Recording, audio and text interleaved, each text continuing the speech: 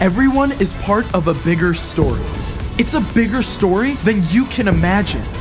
It's a big story about a really big God. Discover the story that shows you the character of God. What's up? I'm Caleb, and this right here is my Bible. The God who made the entire universe chose to speak to us. He inspired dozens of people over hundreds of years to write down his story, the truth of how God created us and loves us, even when we turn away from him. In fact, from the very beginning, God saw how deeply we needed him, and he made a way for us to return and share friendship with him, no matter what we've done. That's true compassion. And I've got 4 stories from the life of Jesus to show you what compassion can look like. We're gonna start off in the book of Luke. Here, Jesus is just beginning to travel and teach, and he tells everyone what he's all about.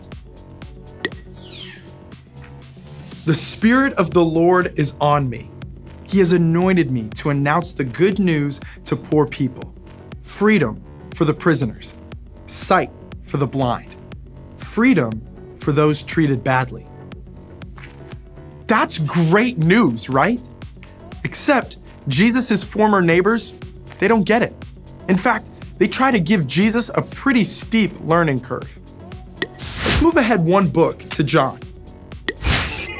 Here, Jesus and his friends take a shortcut through Samaria on their way back to Galilee.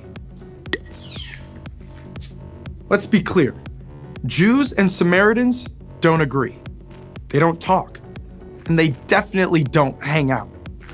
But when Jesus meets up with a Samaritan woman at the town well, he doesn't look the other way. In fact, he looks straight into her heart. Let's check out another story in John. A huge crowd has followed Jesus around the Sea of Galilee to hear him speak. Thousands of men and women and kids. But now it's dinner time and people are starting to get hangry. But Jesus sees those empty stomachs and hungry hearts. And instead of sending the people away, he takes one Lunchable and launches a feast. Time to wrap up in the book of Mark. Jesus and his friends are heading out of Jericho, once again surrounded by a large crowd. Then a single voice breaks through. It's a blind man begging for Jesus to hear him. And even though his neighbors tell him to keep quiet, the man calls out, "Son of David, have mercy on me."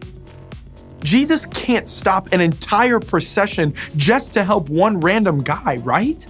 Except he does. In fact, that's Jesus' entire mission, to see the needs around him and do something about them. That's true compassion. It's something we can learn from Jesus, and I can't wait to see how it shows up in you and me.